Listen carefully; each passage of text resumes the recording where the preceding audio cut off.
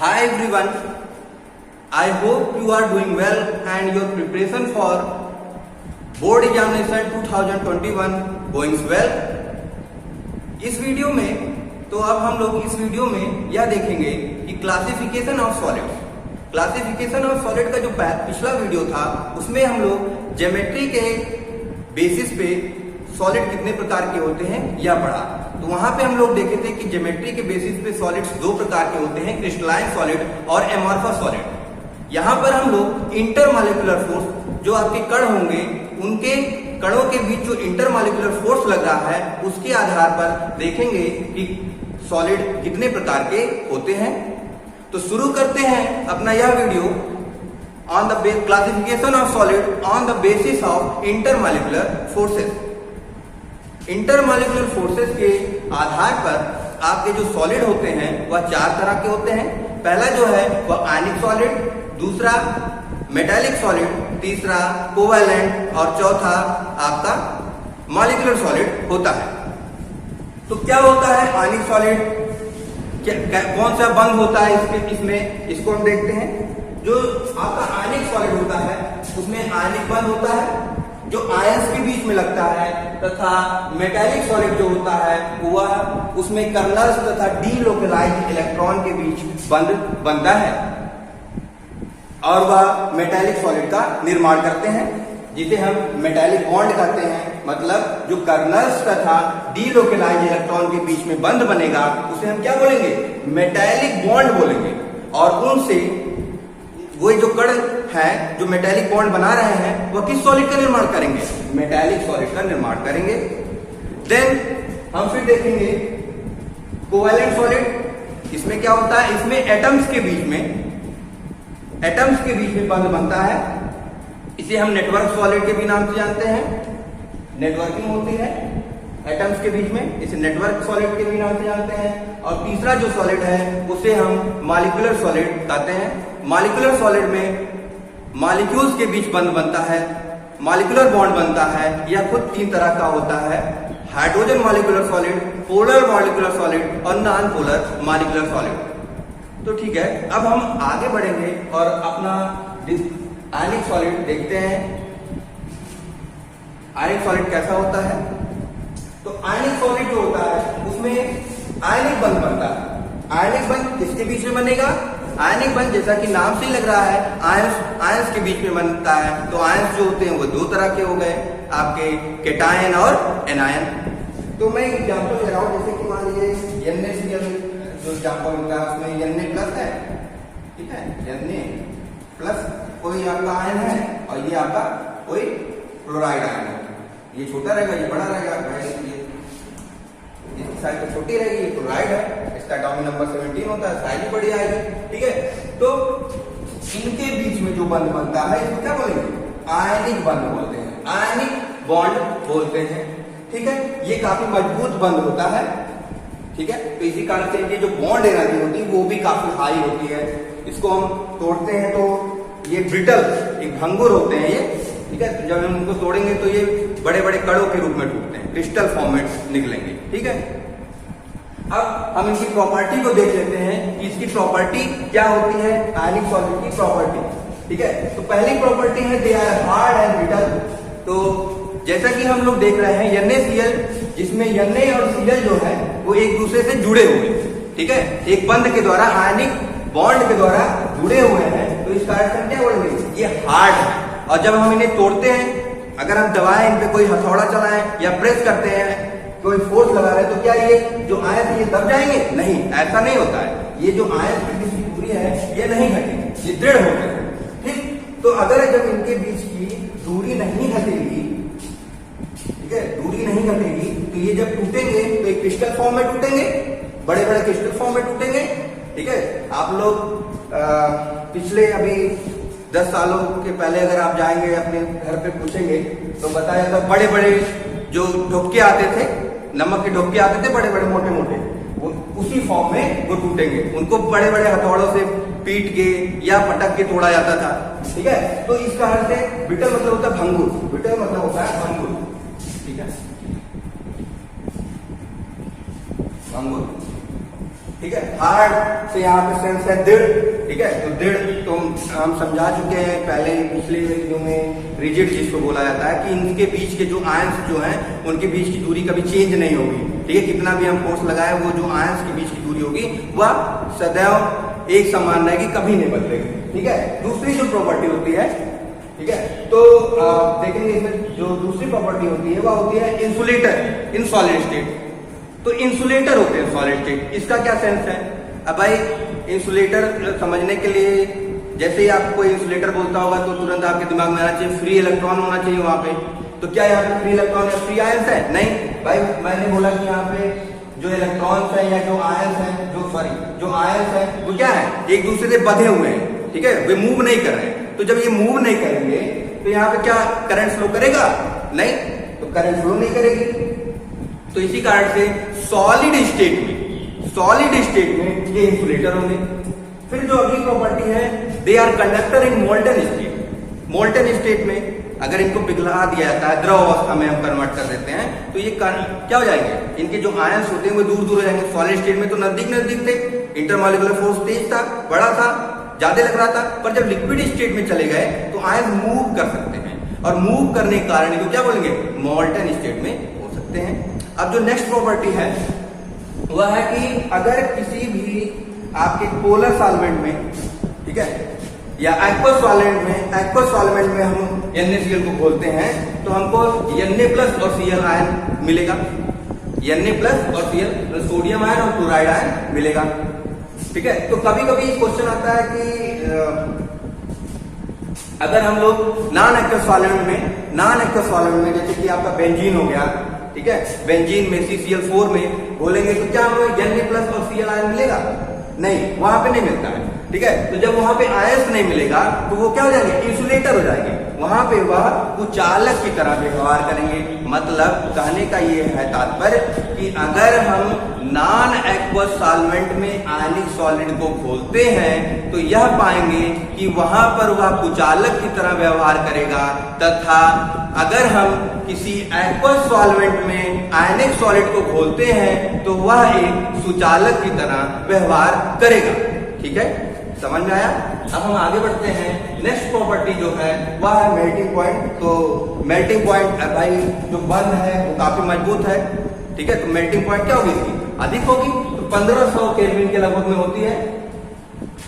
जो इनकी bond energy होती है वो भी हाई होती है, 400 से 4000 किलो जूल पर मोल होती है, ठीक। तो ये हो गया एक detail discussion on ionic solid. अब हम देखेंगे मेटालिक सॉलिड क्या होता है, इसका डिस्कशन करेंगे। तो मेटालिक सॉलिड समझने के लिए आप इसका स्क्रीनशॉट ले लीजिए, इतना मैं थोड़ा इधर बताऊंगा, ठीक है, ठीक है। तो अब आगे देखते हैं।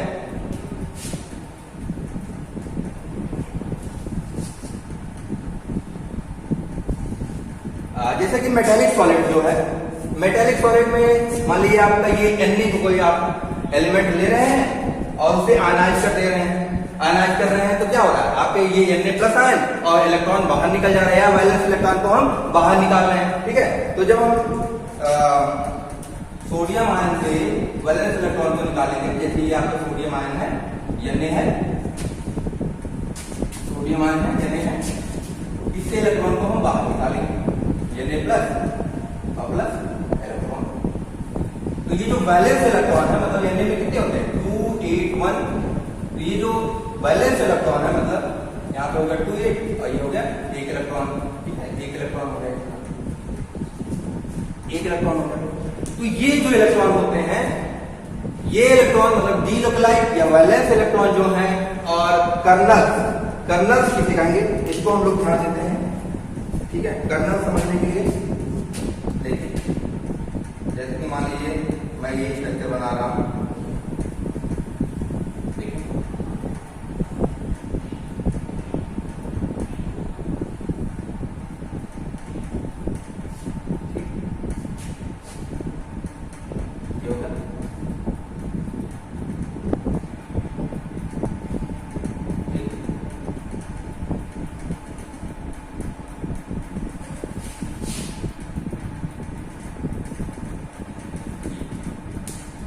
ये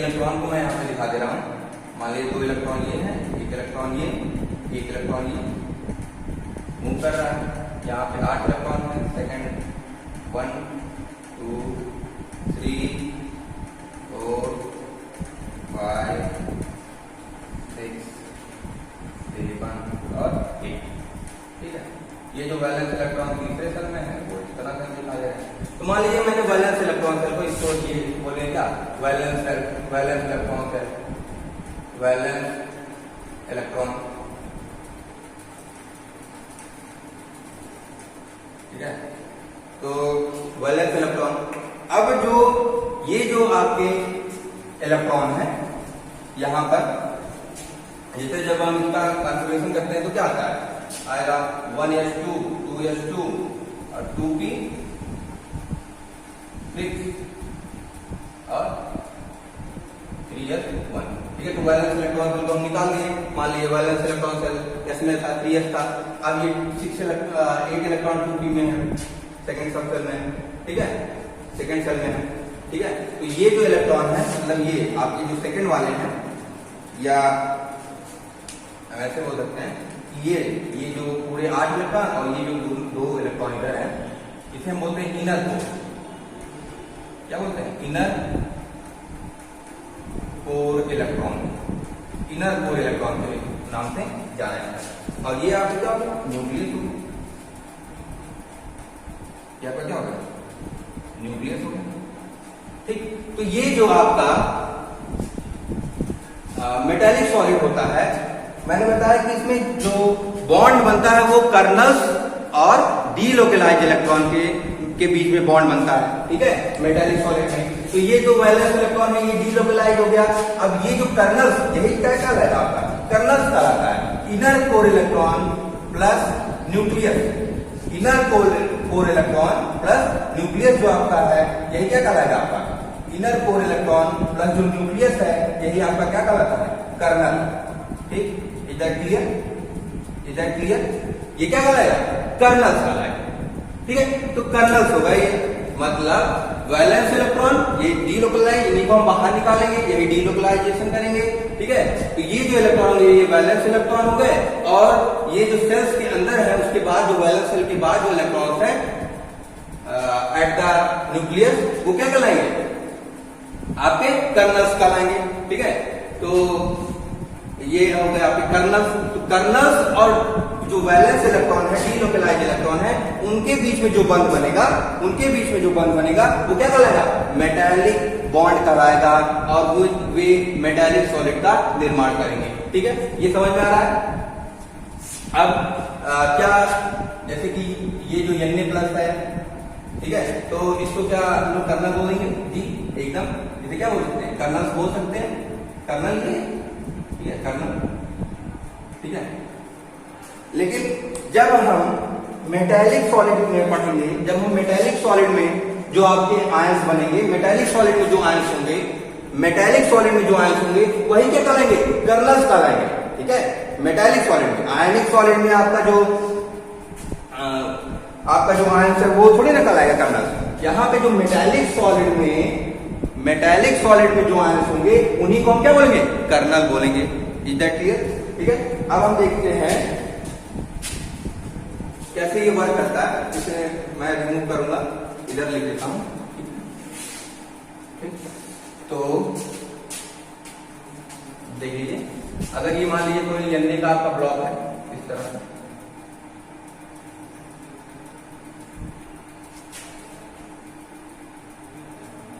ये आपके कोई Na का ब्लॉक है,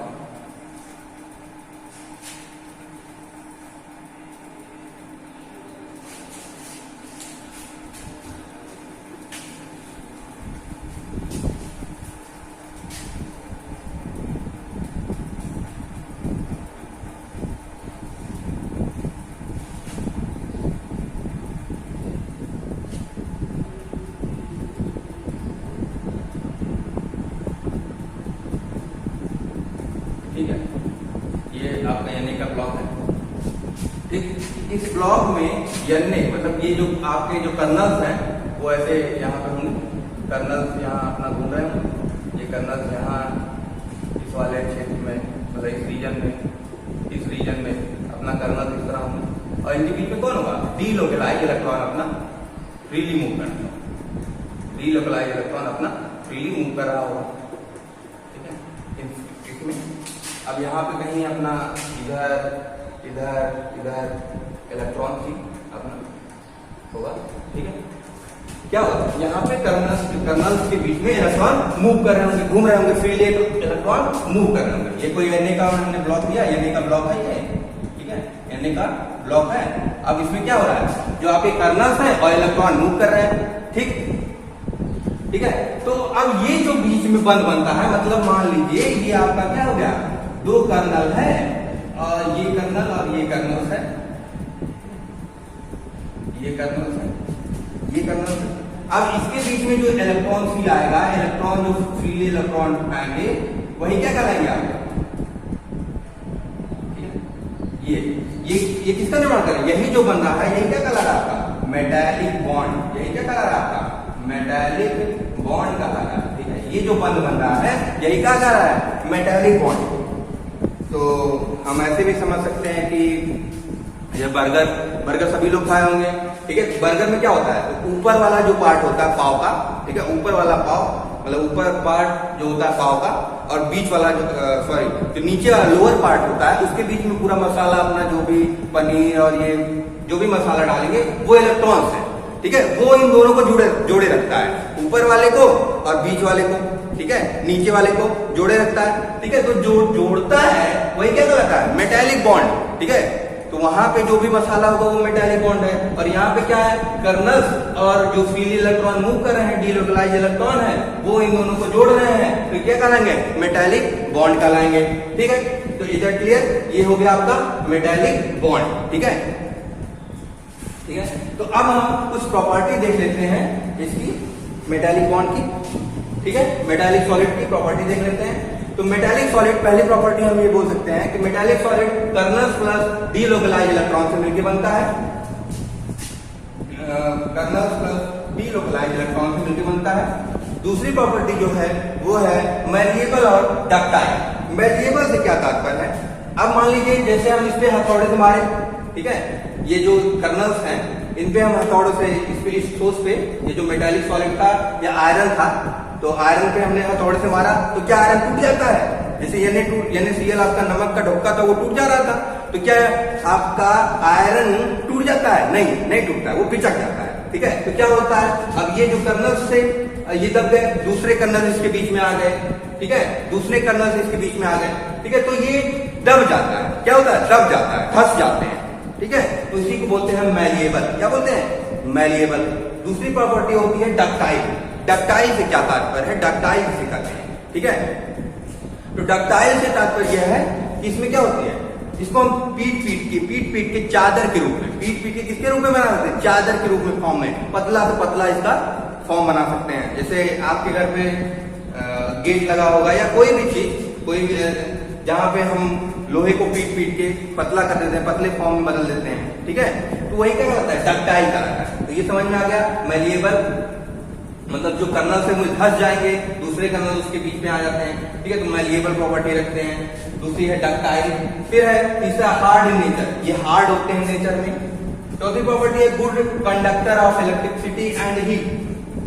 ठीक है, कभी कभी ये क्वेश्चन आता है एग्जाम में, अक्सर यूपी बोर्ड वाले एग्जाम में आपके आया हुआ है कि जो आपके मेटालिक सॉलिड होते हैं वो गुड कंडक्टर ऑफ इलेक्ट्रिसिटी होते हैं और हीट के होते हैं, जबकि आपका जो आयनिक सॉलिड था वो गुड कंडक्टर नहीं होता। क्यों, तो इसका एक ही रीजन है, जहां भी आपको कंडक्टर के बारे में पूछे, good conductor, bad conductor, good conductor, bad conductor, good conductor of heat, ये सॉरी, ठीक है, हीट का यहाँ पर गुड कंडक्टर ऑफ हीट है या नहीं। ठीक है, तो वहां पे हम लोग आंख बंद करके सीधे फ्री इलेक्ट्रॉन को ध्यान लगाएंगे। किसको ध्यान लगाएंगे, फ्री इलेक्ट्रॉन को ध्यान लगाएंगे। ठीक है, तो फ्री इलेक्ट्रॉन, तो यहाँ पर देखिए जो वैलेंस इलेक्ट्रॉन था वो निकल रहा था, निकल रहा है भाई। ठीक है, यहाँ पे तो हम खुद ही कह रहे हैं कि कर्नल्स और इलेक्ट्रॉन के बीच में बंद बनेगा।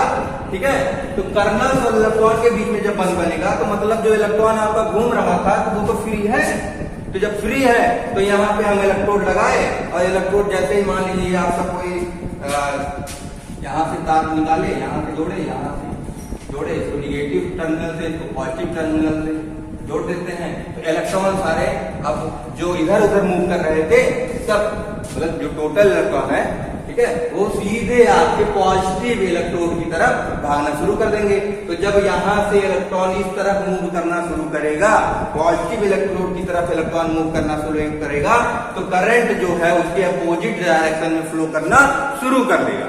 ठीक है, इतना तो आपको क्लियर है। ठीक है, तो हम इस तरह से कह सकते हैं कि ये क्या हो गया, good conductor of electricity and heat. अब हीट में क्या है भाई, हम यहाँ से कोई ले आते हैं, कोई गर्म चीज ले आए, मान लीजिए यहाँ से कोई गर्म चीज ले आए, इसको गर्म कर दिए, इस अन्य ब्लॉक को गर्म कर दिए।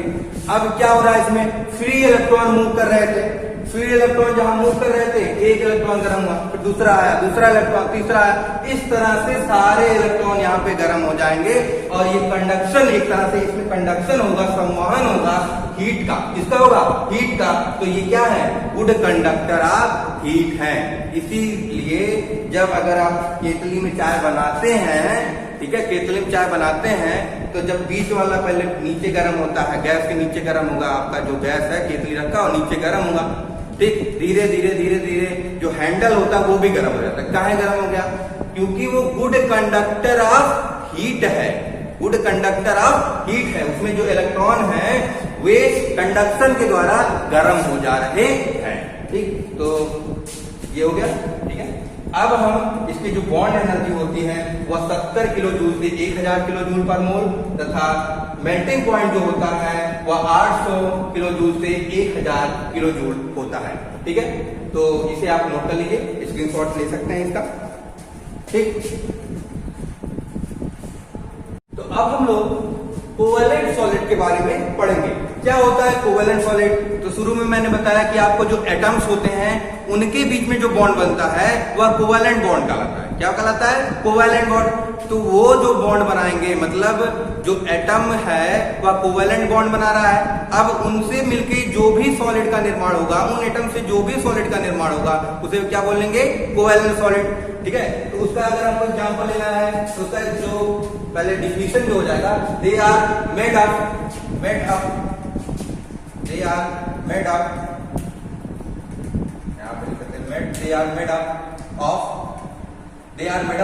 एटम।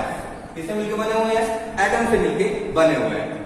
फिर उसी में है एग्जांपल्स, जो है इसका सबसे अच्छा एग्जांपल्स हम डायमंड देख सकते हैं। जो कार्बन होता है वह कोवेलेंट बॉन्ड बनाता है। हम जानते हैं कार्बन जो होता है वो टेट्रावैलेंट होता है, ठीक है, कैटेनेशन की प्रॉपर्टी रखता है, तो कोवेलेंट बॉन्ड बनाता है। ठीक है, तो यहाँ पे देखिए ये जो आपका, ठीक है, तो ये जो कार्बन है वो 4 कार्बन से जुड़ा हुआ है इस तरह से, जैसे ये स्ट्रक्चर होता है। इसको कैसे बनाएंगे पहले देख लीजिए। मान लीजिए ये है आपका, ठीक है, एक डायमंड का ये एक पार्ट के तौर पर स्ट्रक्चर है, एक कण का स्ट्रक्चर है डायमंड के, डायमंड C4। ठीक है, ठीक है, तो यहाँ से फिर एक कोई कार्बन जुड़ेगा और उससे क्या जुड़े होंगे, 4 कार्बन आपके जुड़े हुए होंगे।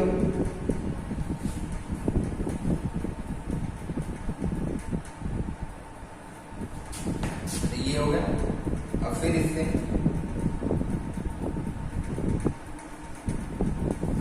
ठीक, तो इस तरह से आपका ये स्ट्रक्चर बढ़ता चला जाता है। तो ये हो गया आपके डायमंड का स्ट्रक्चर। ठीक है, इसी में फिर आता है आपका ग्रेफाइट का स्ट्रक्चर, जिसे बोलते हैं ये है ग्रेफाइट।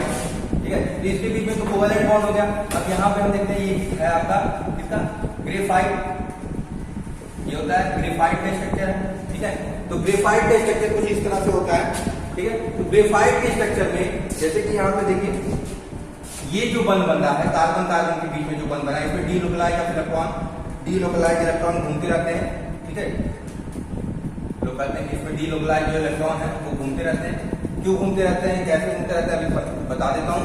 ठीक है, पहले ये देखिए, ये यहाँ पे डीलोकलाइज्ड अपना इलेक्ट्रॉन को किस तरह से अपना घूमते रहते हैं। ठीक है,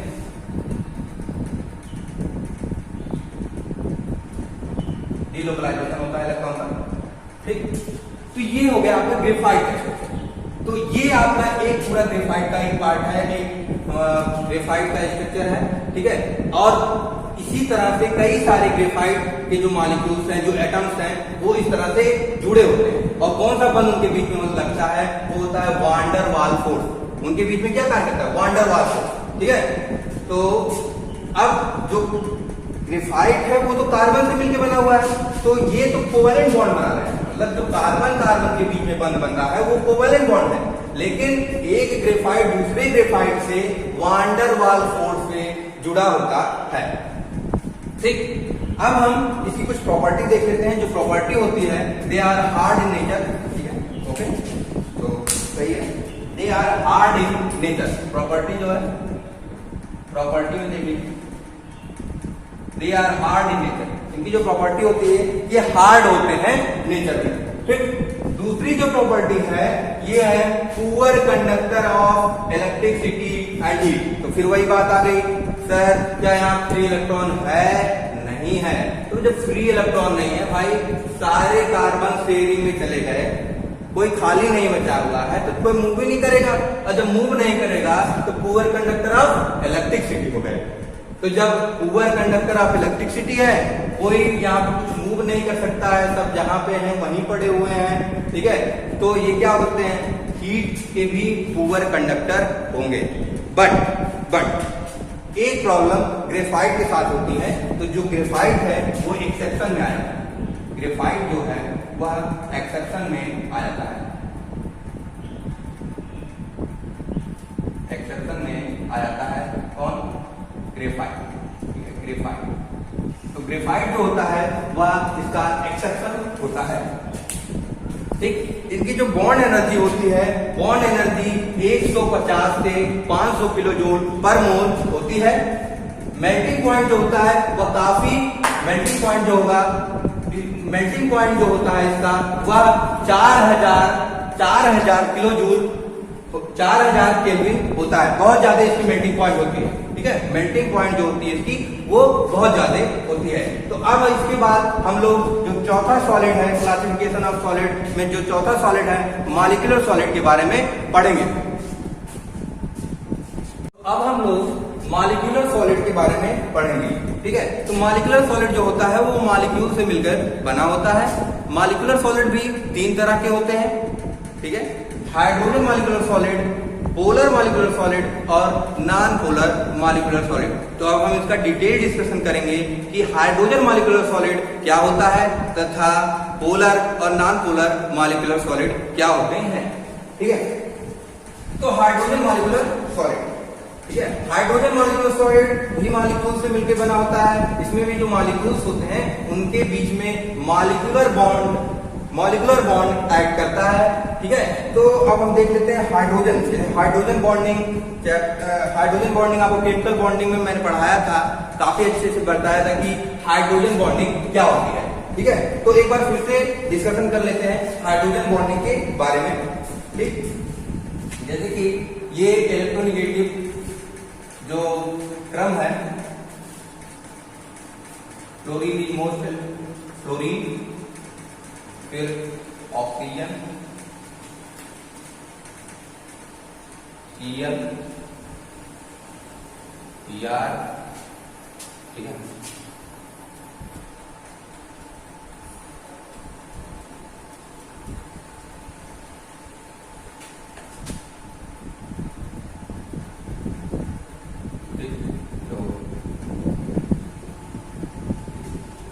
जो आपका फ्लोरीन है वो मोस्ट इलेक्ट्रोनेगेटिव एलिमेंट है पूरे वर्ल्ड में, या हम ऐसे कह सकते हैं पूरे पीरियोडिक टेबल में सबसे ज्यादा जो इलेक्ट्रोनेगेटिव है वो कौन है, इलेक्ट्रोनेगेटिव है, विद्युत ऋणात्मक, ठीक है, वो फ्लोरीन है। फिर कौन है, फिर सबसे ज्यादा जो इलेक्ट्रोपॉजिटिव है वह है आपका हाइड्रोजन, ठीक है। तो मोस्ट इलेक्ट्रोनेगेटिव और मोस्ट इलेक्ट्रोपॉजिटिव के बीच में जो बंध बन रहा है, जैसे कि ये आपका कोई एलिमेंट है, ठीक है, मान लीजिए यक्स से मैं दिखा रहा हूँ, ठीक है, फ्लोरीन हो सकता है, क्लोरीन हो सकता है, फ्लोरीन हो सकता है, ऑक्सीजन हो सकता है, यहाँ पे एक्स की जगह पे फ्लोरीन होगा, ऑक्सीजन हो सकता है, नाइट्रोजन, ठीक है, ये क्रम है आपका, ठीक।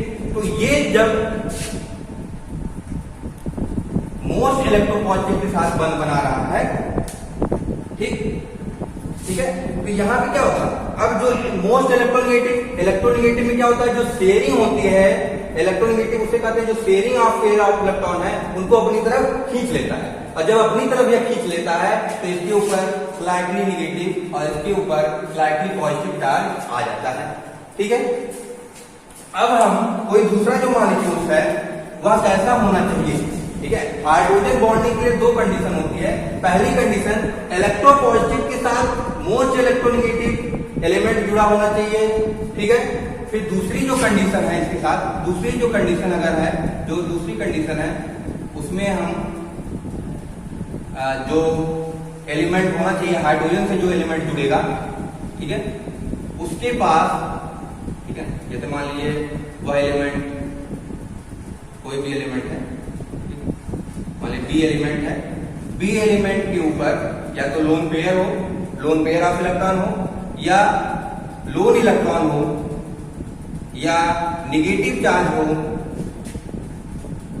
तो ये जो बॉन्ड बनाएंगे, ठीक है, ये जो बॉन्ड बनाएंगे हाइड्रोजन के साथ जब इनका बंध बनेगा, इसका जो बंध बनेगा, यही बंध क्या कहलाता है, हाइड्रोजन बॉन्डिंग। ठीक है, हाइड्रोजन बॉन्डिंग, यही क्या कहलाता है, हाइड्रोजन बॉन्डिंग।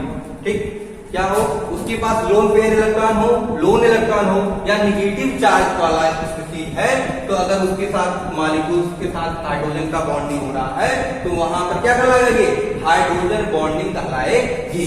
ठीक है, तो अगर हमको हाइड्रोजन का, तो इसी को क्या बोलते हैं, ये हो गया आपकी हाइड्रोजन बॉन्डिंग। हाइड्रोजन बॉन्डिंग, तो अगर मान लीजिए ये आपका फ्लोरीन है, HF है, ठीक है, मोस्ट इलेक्ट्रोनेगेटिव और पॉजिटिव।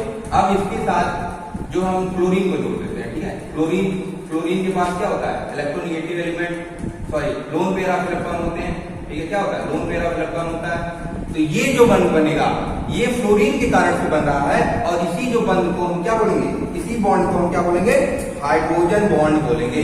ठीक है, इज दैट क्लियर, इसी को क्या बोलेंगे, हाइड्रोजन बॉन्ड बोलेंगे। ठीक है, हाइड्रोजन बॉन्ड बोलेंगे। अब ये जो मॉलिक्यूल से मान लीजिए HCl से जुड़ा हुआ है, ये HCl है, ठीक है, तो फ्लोरीन मतलब HF और HCl दो मॉलिक्यूल्स हुए, तो दोनों मॉलिक्यूल्स को जो जोड़ रहा है वह हाइड्रोजन बॉन्डिंग है, और यही आपका हाइड्रोजन मॉलिक्यूलर सॉलिड का निर्माण करेंगे। Is that clear. अब हम लोग देखेंगे तो इसकी सेकेंड प्रॉपर्टी होती है, वो होती है इंटरमॉलिक्यूलर हाइड्रोजन की, इंटरमॉलिक्यूलर हाइड्रोजन की। ठीक है, तो देखिए इंटरमॉलिक्यूलर हाइड्रोजन मैं समझाने की कोशिश करता हूं आपको। ठीक, तो इंटरमॉलिक्यूलर हाइड्रोजन बॉन्डिंग, ठीक है, इंटरमॉलिक्यूलर हाइड्रोजन बॉन्डिंग, HF जो होता है, ठीक है, जिगजैग स्ट्रक्चर होता है HF का, जैसे कि ये है, मान लीजिए आपका HF है, ठीक है, H है, F है, ठीक।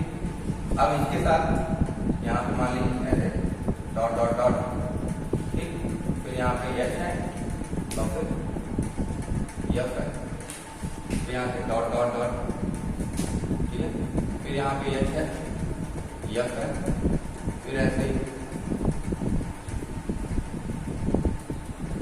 H है और F है, फिर 1 2 3 डॉट, ठीक है। अब फिर यहाँ पे क्या है, H है, F है, ठीक है। तो ये जो कहलाता है, ये जो बॉन्डिंग हो रही है, यहाँ पे भी हाइड्रोजन बॉन्डिंग हो रही है, और यही बॉन्ड जो यही जो बॉन्डिंग कहलाती है, यही कहलाती है intermolecular hydrogen bonding, intermolecular hydrogen bonding. ठीक, समझ में आ रहा है, इंटरमॉलिक्यूलर हाइड्रोजन बॉन्डिंग, ये जिगजैग स्ट्रक्चर इसका होता है HF का। ठीक है, ओके। अब हाँ, एक और इंपॉर्टेंट बात, मैंने यहाँ पे 4 डॉट ही क्यों लगाया है, एक साइन ऑफ कन्वेंशन होता है ये, ठीक है, साइन होता है कन्वेंशन के लिए, मतलब जो आपकी इंटरमॉलिक्यूलर हाइड्रोजन बॉन्डिंग है उसको दिखाने के लिए जो साइन यूज किया जाता है वो 4 डॉट का किया जाता है। ठीक है, अब इसी तरह अगर हम वाटर का देख लेते हैं, वाटर का जो होता है वो गेज होता है, ठीक है, जैसे ये वाटर,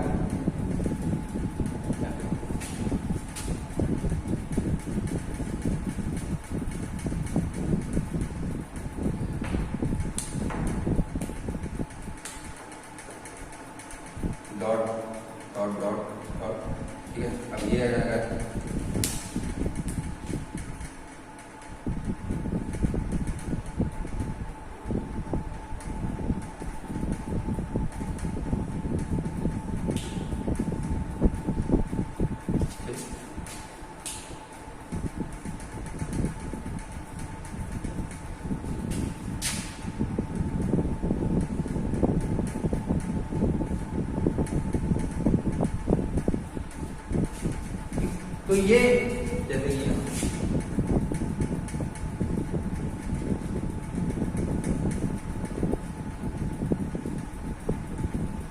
ठीक, तो ये इस तरह से केज का फॉर्म बना रहे हैं, ठीक है, इस तरह से बॉन्डिंग होती है जाएगी, ठीक है, एक केज का रूप बना रहे हैं, ठीक है, केज का फॉर्म, जाल का रूप बना रहे हैं, ठीक है, तो इस तरह से जाल बनेगा यहाँ पे, ठीक। ये होता है आइस का स्ट्रक्चर, किसका होता है, आइस, वाटर में आइस का स्ट्रक्चर ये होता है, ठीक है। तो इस तरह से एक जाल का रूप बनता है, ठीक है, और ये जो जाल होता है इसी के बीच में हवा ट्रैप हो सकती है। हवा जब ट्रैप हो जाती है तो जो आपका सॉलिड होती है उसकी डेंसिटी क्या होती है, मतलब जो आइस है उसकी डेंसिटी घट जाती है, और जब ये घट जाती है तो ये अपने ही लिक्विड पे इसी कारण से ये क्या होता है, तैरता है। तो ये काफी इंपॉर्टेंट क्वेश्चन है कि आपका जो बर्फ है उसकी डेंसिटी कम होती है पानी से, फिर भी वह पानी पे क्यों तैरता है, वाटर पे क्यों तैरता है, तो इसका यही कारण है कि इसके बीच में यहाँ पे ये जो जगह आ रही है वहां उस जगह में कौन ट्रैप हो जाता है, वाटर ट्रैप हो सकता है, ठीक है। तो ये हो गया आपका hydrogen bonding, intermolecular hydrogen bonding, ठीक। इसके बाद इसकी और प्रॉपर्टी है, they are insulator, they are hard. Insulator इसलिए यहाँ पे कोई फ्री नहीं है, फ्री ऑफ इलेक्ट्रॉन्स नहीं है, तो इस तरह से they are insulator and hard, and इसकी जो बॉन्डिंग एनर्जी होती है वह 10 से 40 किलो जूल, ठीक ठाक बॉन्डिंग एनर्जी जो होती है केजे पर मोल, ठीक है, किलो जूल पर मोल होती है। इसके बाद हम लोग देखेंगे पोलर मॉलिक्यूलर सॉलिड के बारे में पढ़ेंगे। पोलर मॉलिक्यूलर सॉलिड क्या होता है, पोलर मॉलिक्यूलर सॉलिड, ठीक है। पोलर मॉलिक्यूलर सॉलिड पढ़ने से पहले हमको समझना चाहिए कि पोलर मॉलिक्यूल्स क्या होता है। पोलर मॉलिक्यूलर सॉलिड पढ़ने से पहले हमको समझना चाहिए कि पोलर मॉलिक्यूल्स क्या होता है। जैसे कि ये आपका मैं अभी हमने इलेक्ट्रोनेगेटिविटी में देखा, HCl मान लीजिए ये था आपका, ये इलेक्ट्रोनेगेटिव है, मोस्ट इलेक्ट्रोनेगेटिव है, तो ये इलेक्ट्रॉन खींचेगा तो यहाँ पे स्लाइडली नेगेटिव और ये स्लाइडली पॉजिटिव चार्ज जनरेट करेगा, ठीक है। तो ये जो चार्ज जनरेट हो रहे हैं, ठीक, ये जो चार्ज जनरेट हो रहे हैं तो इसको हम लोग डायपोल मूवमेंट, ठीक है, डायपोल मूवमेंट से डिफाइन करेंगे। Mu r equal to charge into ये जो बॉन्ड लेंथ हो रही है इन दोनों चार्ज के बीच में, इन दोनों चार्ज के बीच में जो बॉन्ड लेंथ आ रही है, ठीक है, बॉन्ड लेंथ जो आ रही है वही क्या कहलाएगी आपकी, ठीक है, डायपोल मूवमेंट कहलाएगा। क्या कहलाएगा, डायपोल मूवमेंट। और जो भी, ठीक है, पोलर मॉलिक्यूल्स जो सॉलिड होगा, ठीक है, पोलर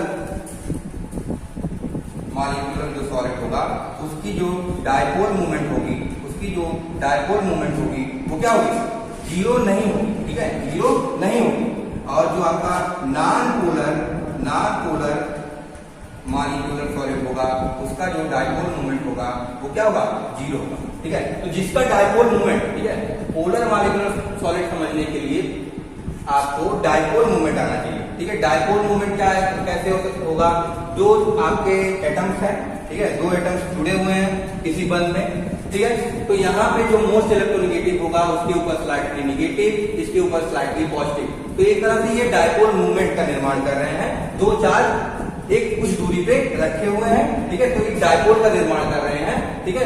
अब ये क्या होगा, तो dipole movement equal to charge into bond length. तो पोलर मॉलिक्यूल्स जो होगा उसका डायपोल मूवमेंट जीरो नहीं होगा, तथा नॉन पोलर मॉलिक्यूल्स जो होगा उसका डायपोल मूवमेंट जीरो होगा, ठीक है। तो जैसे कि मान लीजिए HCl है, HCl का मॉलिक्यूल्स है,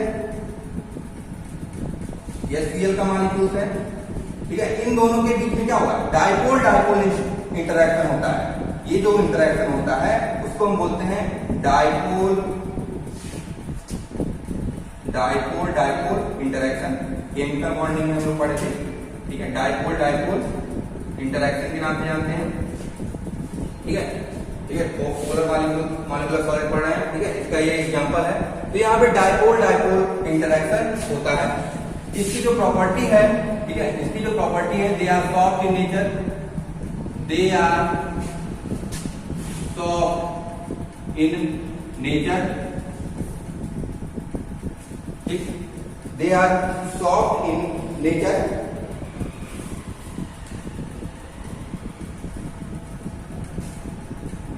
they are poor conductor of electricity and heat, electricity and heat. क्यों?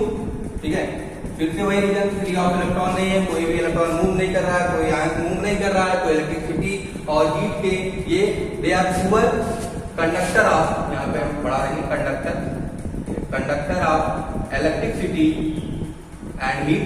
ठीक, इनकी जो बॉन्डिंग एनर्जी होती है वह बहुत लो होती है।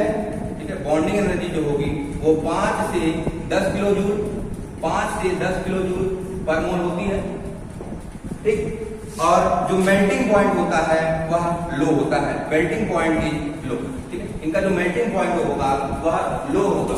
ठीक है, इसे नोट कर लीजिए आप लोग। इसके बाद अब हम लोग चर्चा करेंगे कि नॉन पोलर मॉलिक्यूलर सॉलिड क्या होता है। ठीक है, तो हम लोग देख लेते हैं non polar molecular solid. Non polar molecular solid,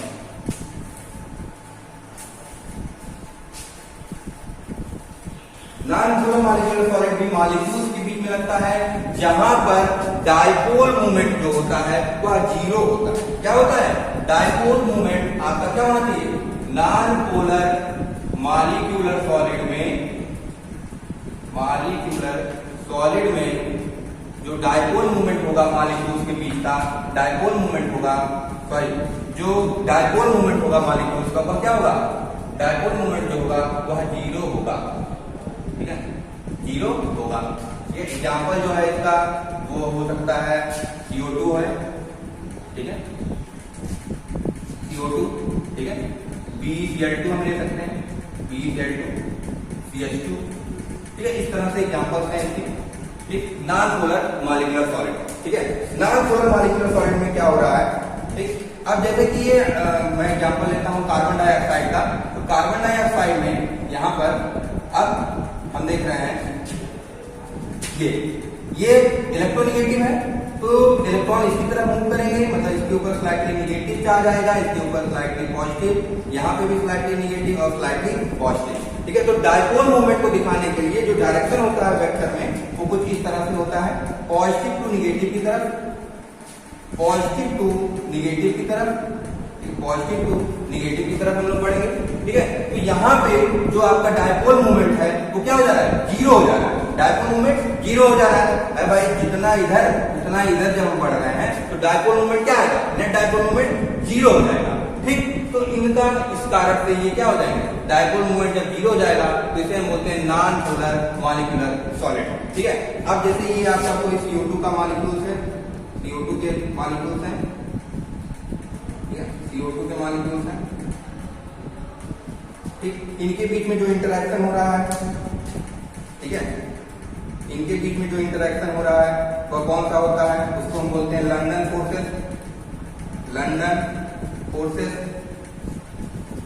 या डिस्पर्सन फोर्स के भी नाम से जानते हैं उसे, dispersion forces, dispersion forces, London forces. ठीक है, इस नाम से इसे जानते हैं। ठीक है, अब इसी तरह हम BeCl2 का भी देखेंगे, तो वहां पे भी डायपोल लंदन फोर्सेस और डिस्पर्सन फोर्स वर्क करेगा। ठीक है, तो ये हो गया आपके नॉन पोलर मॉलिक्यूल्स के बारे में। अब इसकी हम प्रॉपर्टी देख लेते हैं, क्या प्रॉपर्टी होता है। ठीक, तो इसमें क्या डायपोल इसमें जो फोर्स लगते हैं कौन कौन सा होता है? लंदन फोर्स, लंदन फोर्सेस, जिसको हम डिस्पर्सन फोर्स के भी नाम से जानते हैं, डिस्पर्सन फोर्सेस के भी नाम से जाना जाता है। ठीक, दूसरी जो प्रॉपर्टी है वो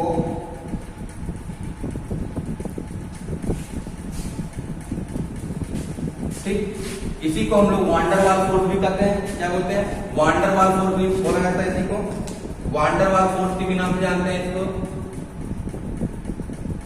वांडरवाल फोर्स के भी नाम से इसे जानते हैं। ठीक, वांडरवाल फोर्स के भी नाम से जानते हैं। तीसरी जो प्रॉपर्टी है ये सॉफ्ट इन नेचर होते हैं, सॉफ्ट इन नेचर। ठीक, इनकी जो बॉन्डिंग एनर्जी होती है वह बहुत कम होती है, 0.05 किलो जूल पर मोल से 40 किलो जूल पर मोल के बीच में होती है। ठीक है, ये होती है। ठीक है, तो ये काफी लंबा वीडियो हो गया है। ठीक है, तो आप एक दो बार में देख सकते हैं, जैसा भी आप इसे डाउनलोड करके देखेंगे तो ठीक रहेगा। ठीक है, तो अब मैं कुछ क्वेश्चन जो यूपी बोर्ड के पिछले सत्र में आए हुए कुछ क्वेश्चन है, इंपॉर्टेंट क्वेश्चन, उनके बारे में भी चर्चा कर लेता हूँ। इंपॉर्टेंट क्वेश्चन है, एनसीईआरटी से भी है कुछ, जैसे कि आपका ये P4H10 किस तरह का सॉलिड है। ठीक है, P4H10 मॉलिक्यूलर सॉलिड है आपका, ये मॉलिक्यूलर सॉलिड। ठीक, SPI क्या है, कोवैलेंट सॉलिड है। ठीक है, आप टेस्ट करोगे, पहले लिखोगे। ठीक है, P4 अगर मान लो मैं P4 दे देता हूं, ठीक है, P4 I2 नहीं, अभी ये क्वेश्चन में दूंगा। ठीक है, I2 NH3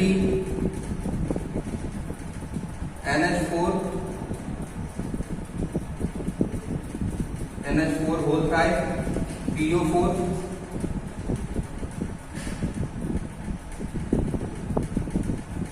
ठीक है, ये है, ये कौन सा है, ये। ठीक है, तो इसमें क्या हो जाएगा, ये अमोनियम आयन में बदल जाएगा।